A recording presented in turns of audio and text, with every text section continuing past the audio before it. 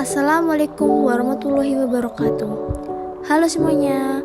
Di sini kami dari kelompok 4 ingin menjelaskan tentang audit lingkungan internal. Apa sih audit lingkungan internal? Nah, sebelum masuk ke pembahasan, di sini kami akan memperkenalkan anggota kelompok 4. Ada Nabila Halusa dan Dian Ica Putri.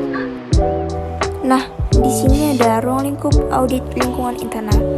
Ruang lingkup audit internal secara detail dapat dijelaskan sebagai berikut. Yang pertama yaitu menelusuri reliabilitas dan integritas informasi keuangan dan operasi serta perangkat yang digunakan untuk mengidentifikasi, mengukur, mengklasifikasi, serta melaporkan informasi semacam itu.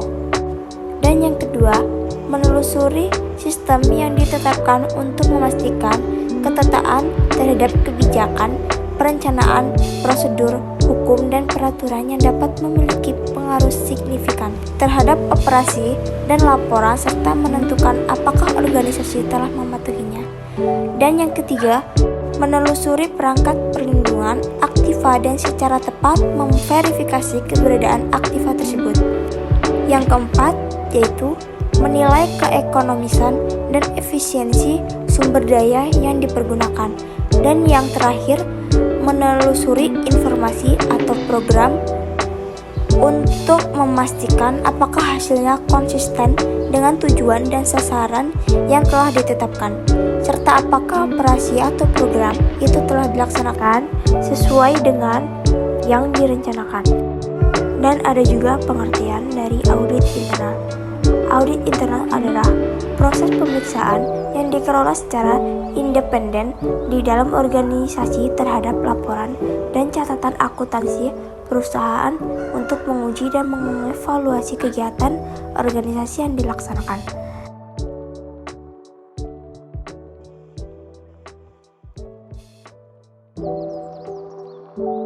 Adapun fungsi audit internal. Pertama, fungsi audit internal secara detail dapat dijelaskan sebagai berikut: membahas menilai kebaikan dan ketepatan pelaksanaan pengendalian akuntansi, keuangan, serta operasi.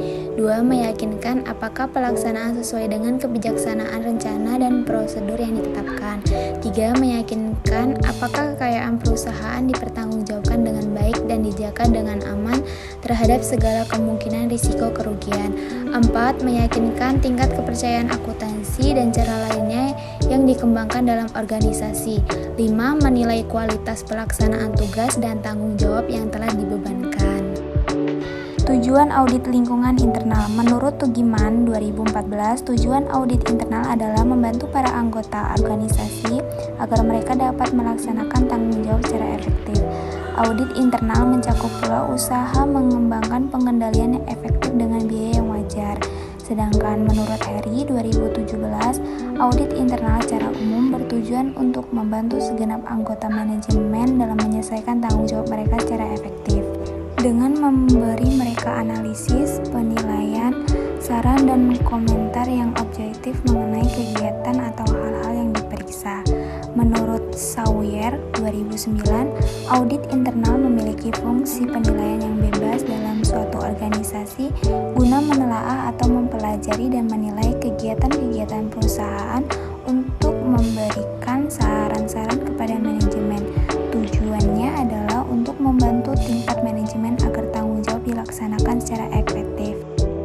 Itulah penjelasan dari kelompok kami. Kami akhiri, sekian, terima kasih. Wassalamualaikum warahmatullahi wabarakatuh.